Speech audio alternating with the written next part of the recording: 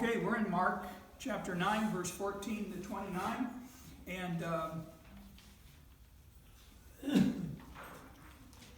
I will say that up till now, a sequence of events have occurred, and believe me, if this is happening to me, this is happening to you too.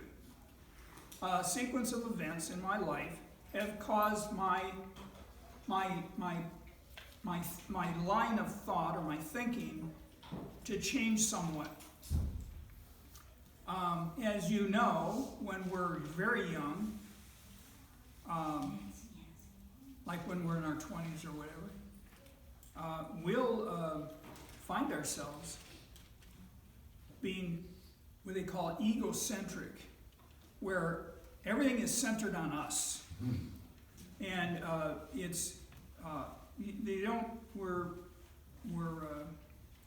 we're concerned about what are we going to wear, where are we going to go. I mean, we meaning where am I going to go, and what am I going to do, and so forth. And we get, as we get older, our perspective starts to change. Let's just say you get married. Now all of a sudden you have the responsibility. I'm going to talk from a man's point of view. You have the responsibility to provide for your family, be it small. And then as you start to have children, then your responsibility enlarges.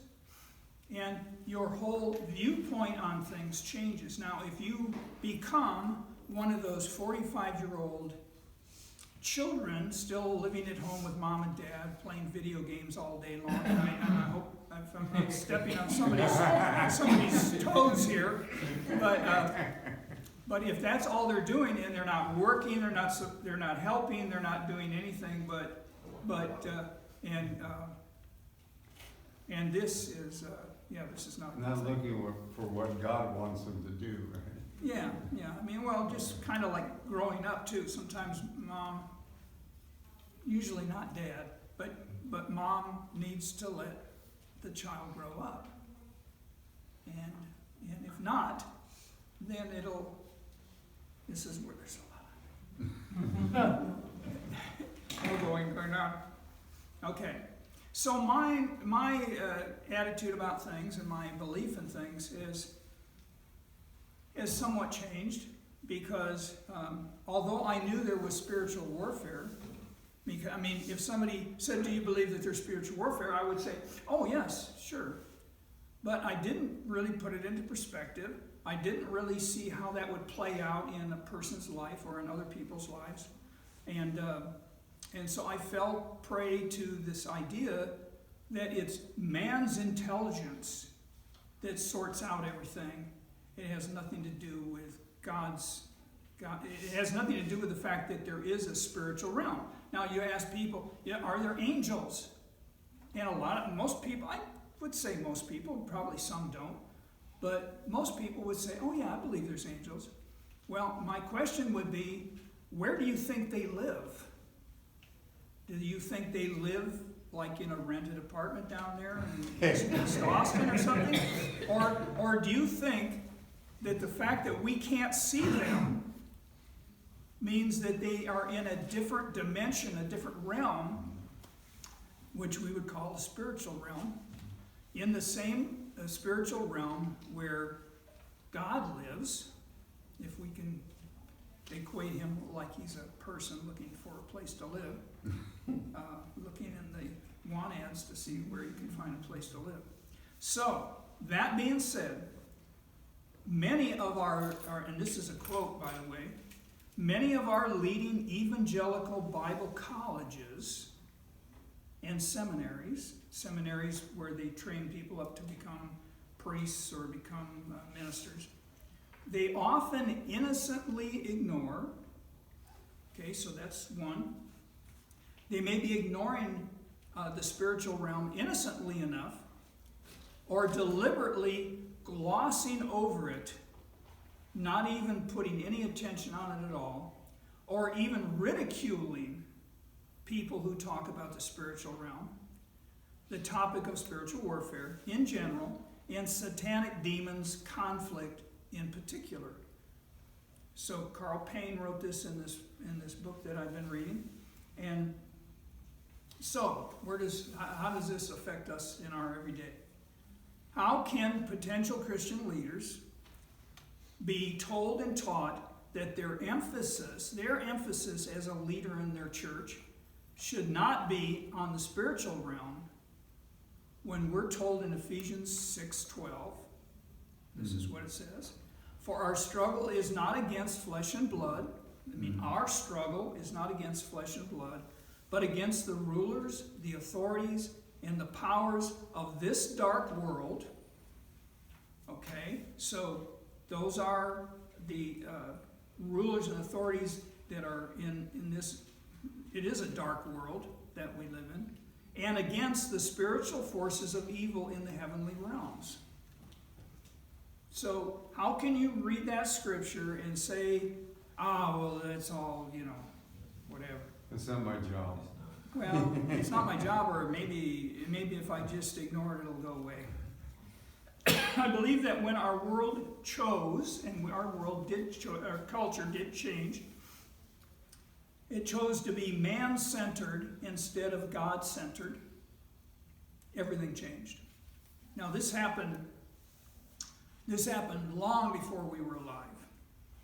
But the consequences of it, there was a time when religion was viewed as superstitious, but man's intellect became the centerpiece of all thought. The age of enlightenment, the time when people started to rebel against the concept of God and against the concept of anything that they would call superstitious. And so angels and demons were viewed as superstitions, and anyone expressing a belief in them was viewed as ignorant and backward. So if you wanted, in other words, you would keep your mouth shut about this stuff even if you were thinking about it, because you wouldn't want to be ridiculed by the people around you. So there was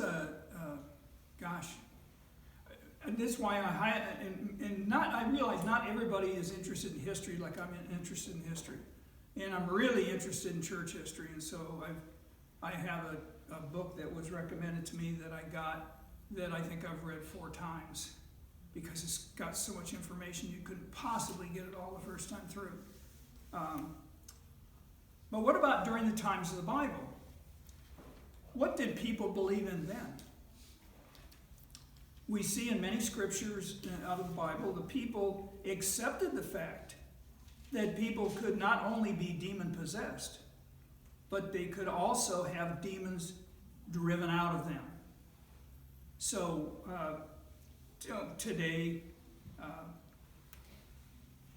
in this culture today, we say every time somebody has something that appears to be something mentally wrong with them, we assume that they need to go to a psychiatrist and they get to be put on medication, which generally speaking, the medication makes them feel like they're in another world, and most people do not like to be on medication for that reason. They don't want to use a term from my youth, they don't want to feel spacey.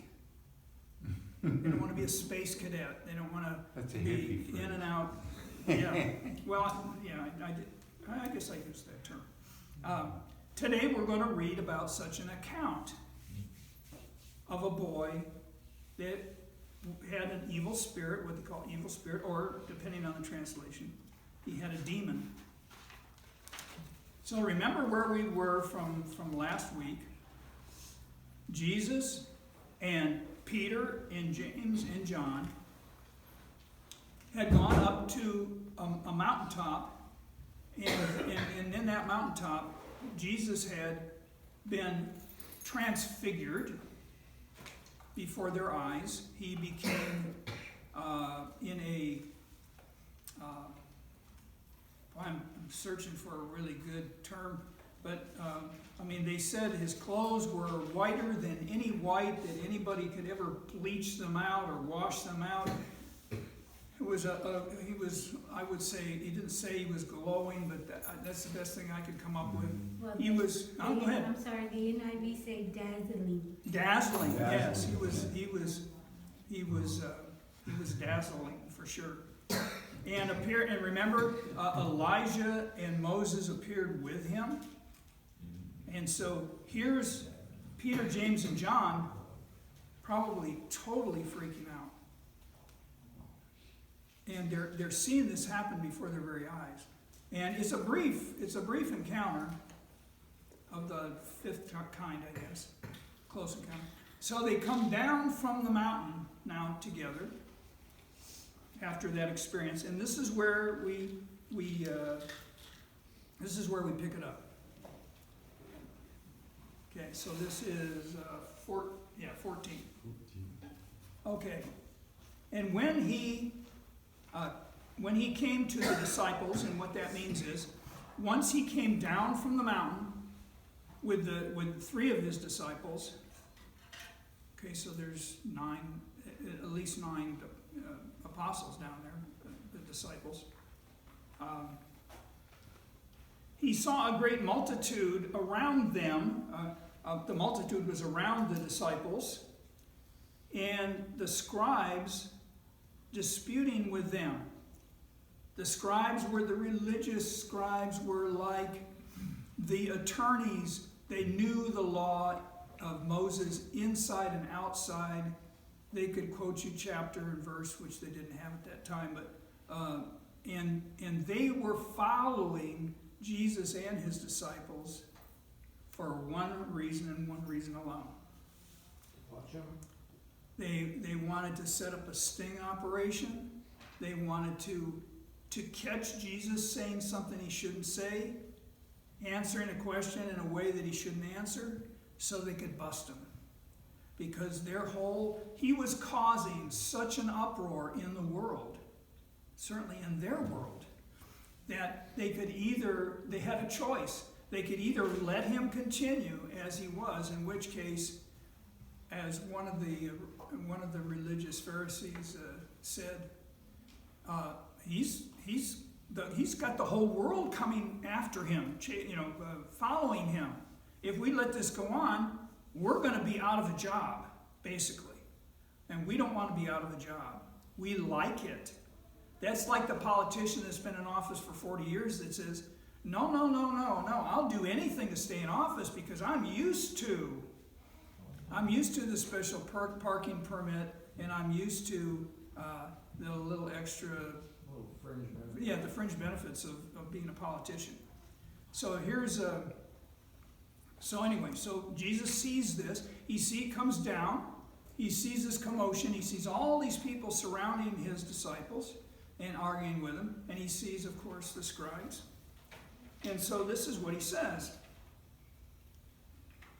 Well, here in verse 15, the first word is, in mine, is immediately. Somebody else have something different? Straight away. As soon as. Okay. Mark teaches in bullet points. Immediately he did this. Straight away he did this. No, he didn't just wander over and talk. No, immediately. Immediately when they saw him, meaning the crowd, all the people were greatly amazed, and running to him, greeted him. So Jesus, all of a sudden, kind of took the tension off of the crowd to where they came to see him. And he asked the scribes, why, this says, New King James says, what are you discussing with them? In the NIV it says, what are you arguing about? And I think it's probably what are you arguing about is probably more accurate. Then one of the crowd answered and said, this is the father of the boy, Teacher, I brought you my son who has a mute spirit. So he's already coming to Jesus and he's saying, I don't need to diagnose the problem. I know that he has a spirit, a mute spirit, a spirit that's keeping him from talking. And I brought him to you because I know, or I that you can heal him of this, because I'm concerned, like any parent would be, and you're going to see more as we go on.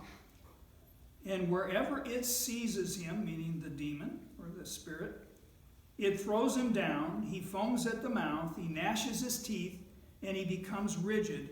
Which the rigidness part sounds to me a lot like epileptic fit that this kid was having. So I spoke to your disciples that they should cast it out, but they could not. Now, the disciples, as well as we, have been given authority as followers of Christ to be able to cast out demons. And so when they attempted to do this for this boy, and they couldn't do it, it probably, it's kind of like saying, God, James, did you see everything right? Andrew, did we do something wrong? Why didn't the demon leave? The demon was probably laughing at them. But not for very long. Not for very long. He answered him, meaning Jesus, and he said, O faithless generation, how long shall I be with you? In some ways, today, there is a faithless generation. There is a generation that we live in, our generation, where people have grown cold in their belief, in their faith. And so, I honestly don't believe that Jesus is speaking directly to his disciples and saying this, because he's saying, O faithless generation, how long shall I be with you? Because he knows he's not going to be there forever. How long shall I bear with you? How long shall I put up with you? Bring him to me. Bring the boy to me.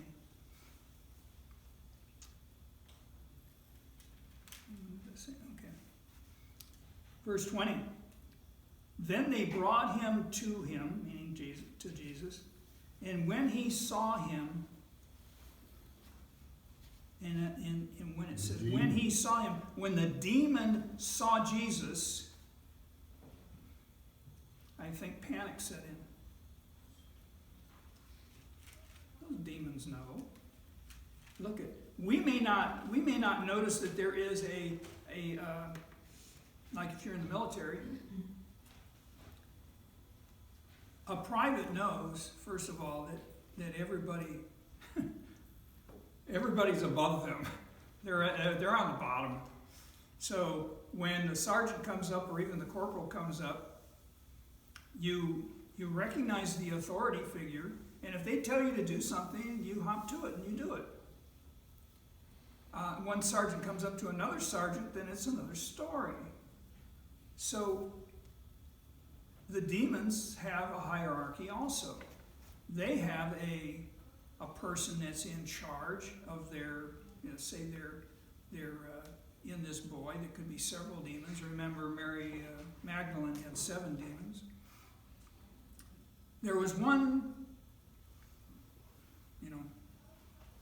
El Jefe, right? One boss demon. And so so when the demon saw Jesus, immediately the spirit convulsed him. The spirit grabbed onto the kid again, and he fell on the ground and wallowed around, foaming at the mouth. So Jesus doesn't ought. Now, it's interesting. Every case of Jesus healing somebody is a little different, because each person he's dealing with is a little different in terms of their faith. So he asked his father, how long has this been happening to him? And the father responds, from childhood. This has been an ongoing problem.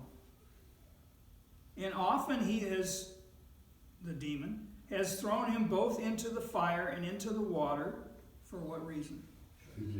To destroy him, to try to destroy him, to try to drown him, to try to burn him to death. But if you can do anything, have compassion on us and help us. I find this kind of interesting. If you've got this renowned healer and you've brought your son to see him, and the first thing that you say to him is, after you've explained the situation, if you can do anything, it's like,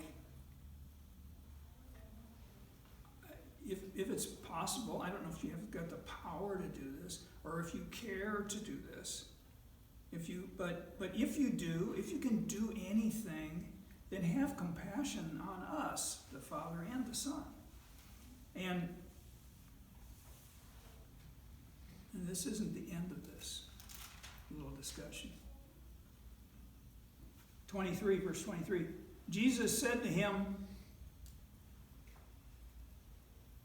well, actually this leaves out what the NIV says, which I find. Anybody tell me what he says next? If you can, question mark. Yeah. Jesus repeats back to the Father, and I really like the fact that that's in there. He repeats back to the Father.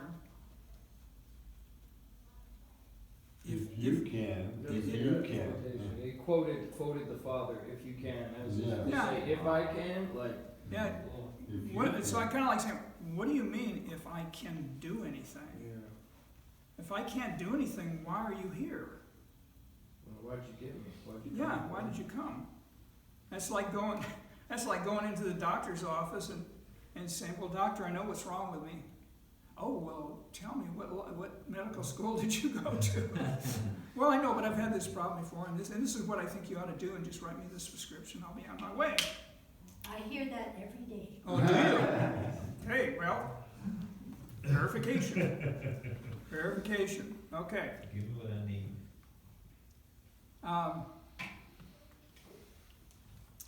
Okay. So if you can do something, and I like that. Jesus in 23 in this translation, Jesus said to him, to the Father, if you can believe, all things are possible to him who believes. He's saying as a general teaching, and we could use this today. If you believe, then todo es posible. Everything is possible if you will simply believe. I mean, you can tell I heard that expression over and over again. Everything's possible. Faith, some songs say, faith is the key that unlocks the door. If you haven't got any faith, then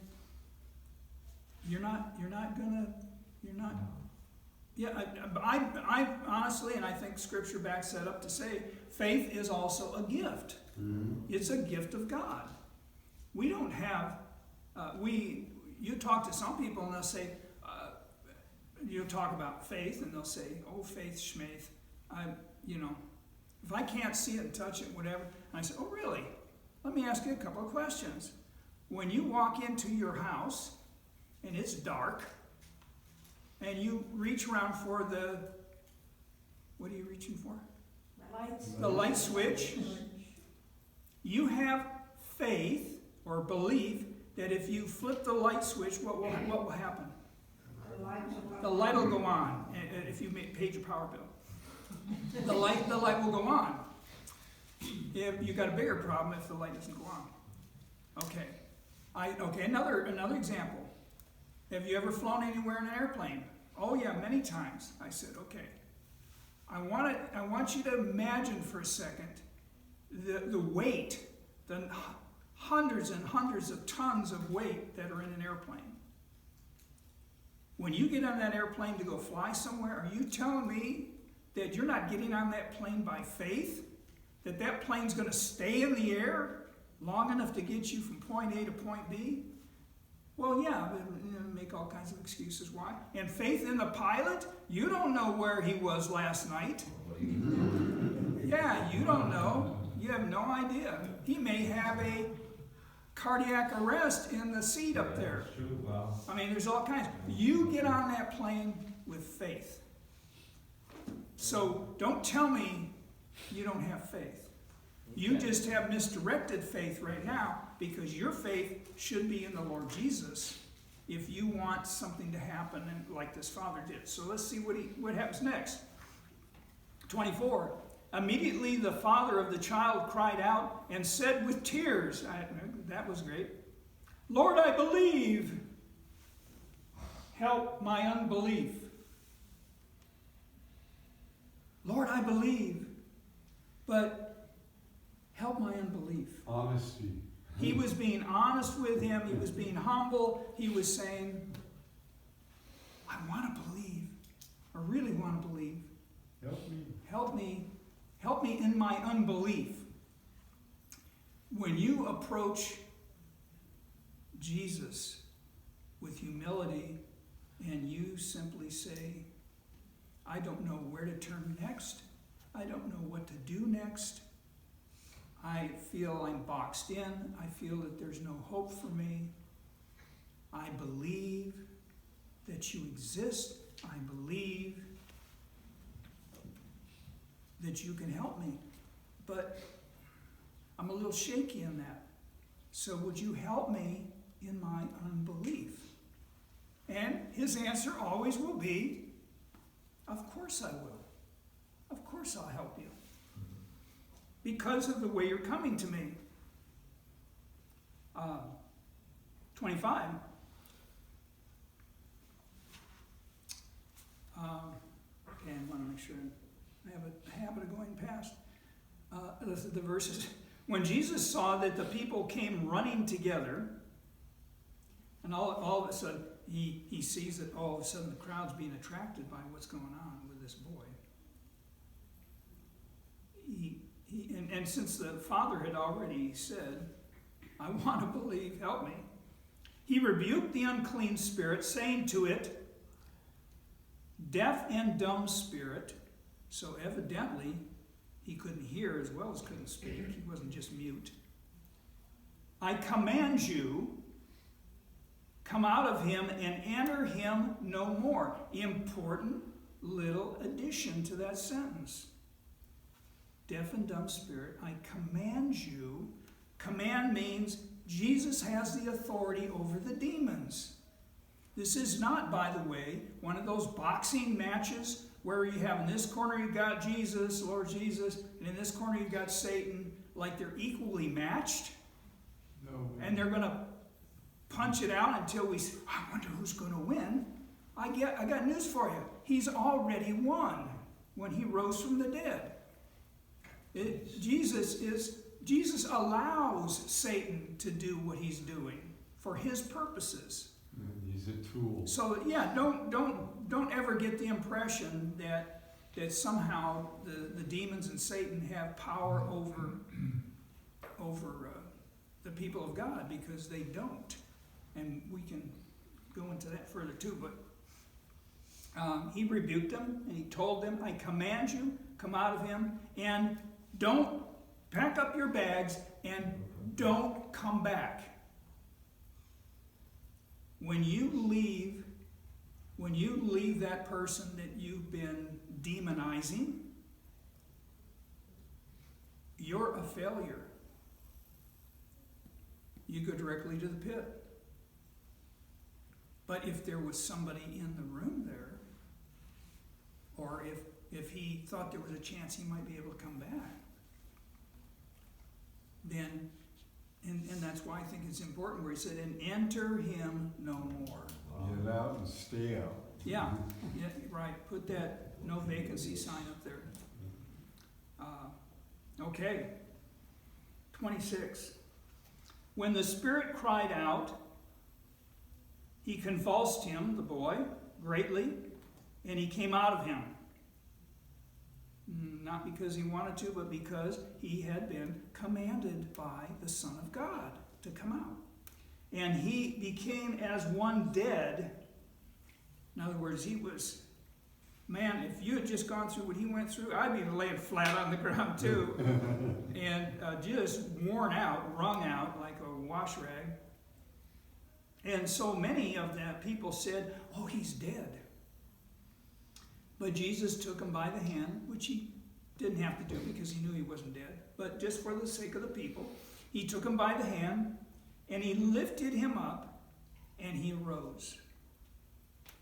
And when he had come into the house, so after this had all gone on, and they went to back into the whatever, I don't know where he was staying at the time here, whether it was back in Peter's house. His disciples asked him privately, why could we not cast it out? Okay, there's the question. They've just been waiting for the right time to ask. We feel defeated. We couldn't do what you told us we had the authority to do. Why is it that we couldn't do it? Okay. So he said to them, this kind of demon, in other words, can only come out by nothing but prayer and fasting. The NIV says just by prayer. Either way, it's not just a simple matter of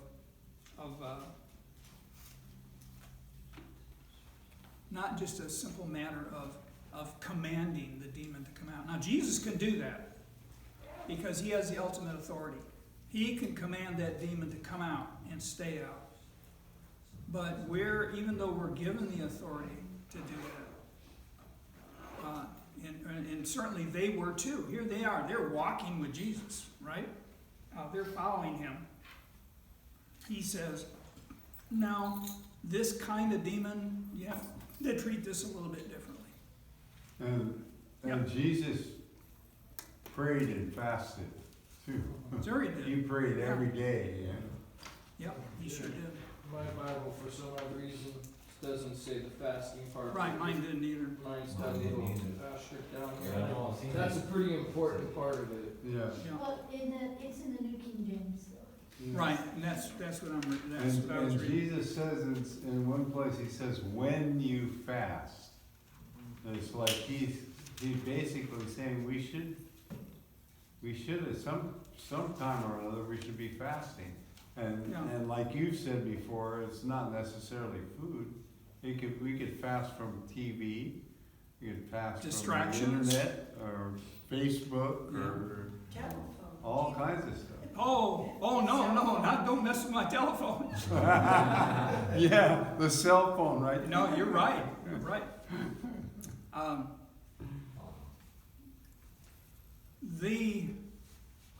I feel for the disciples because hard act to follow, wouldn't you say? Mhm. Jesus comes on the scene and multiplies the food to feed 5,000 and then another 4,000, and then he heals people, brings people from the dead. He does all of this stuff, and you're thinking, and part of you is saying, "Hey, we're with him. Look what he's doing." But he's saying, "You're not always going to have me with you." They think they're always going to have him with him in the flesh. So you better pay close attention because there's some things that you need to learn. I'm going to give you authority. And you're going to cast out demons. But do you think that between those days and today, the demons are just on vacation? They're not bothering anybody? They're out there. They're there. They're still at work.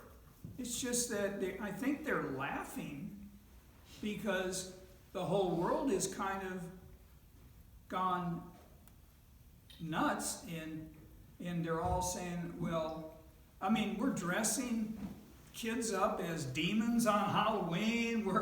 We're doing all of this stuff as if we did not believe and it's and it's it's not the little kid's fault. So I mean, I Somebody once said it's like going into a boxing match with a bag over your head. yeah, just Yeah. letting yourself get punched.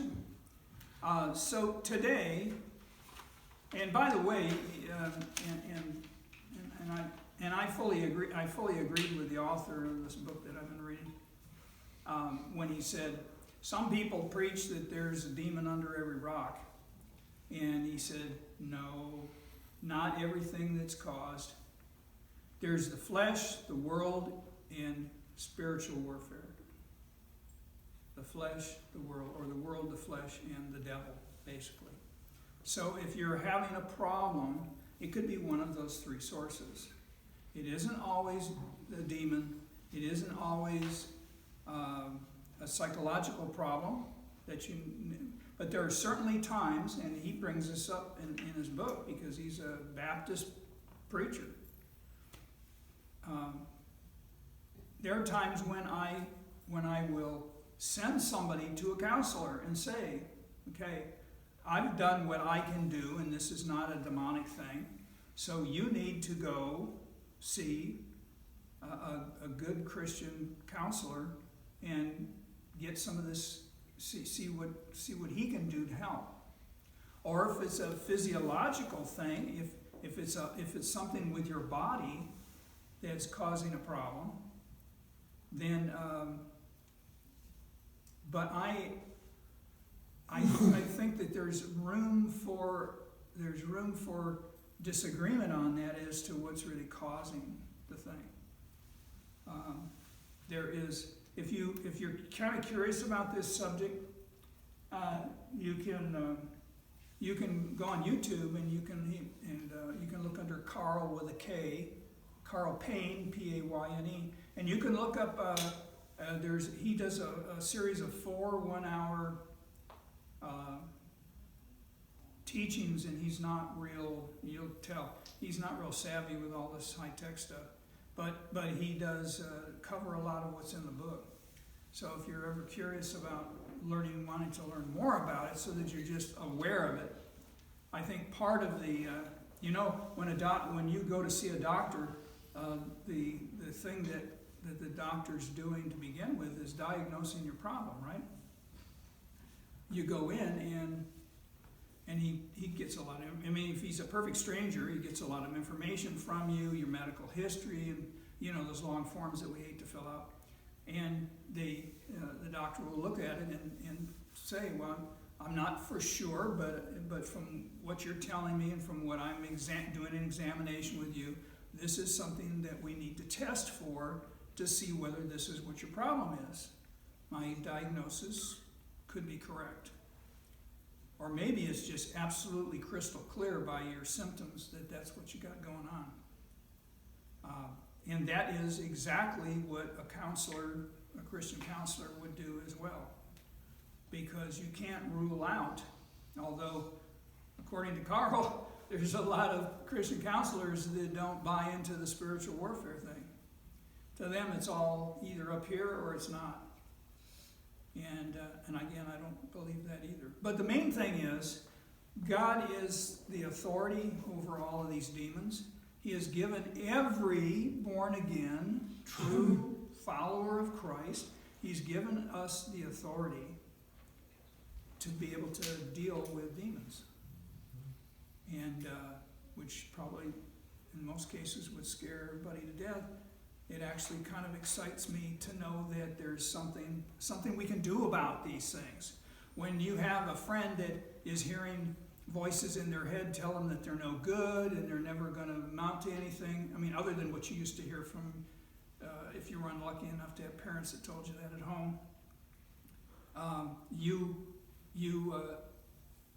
and you're tired of hearing all of this and you want to be done with it, then that's the time to get some help. Why would you be badgered your whole life over that?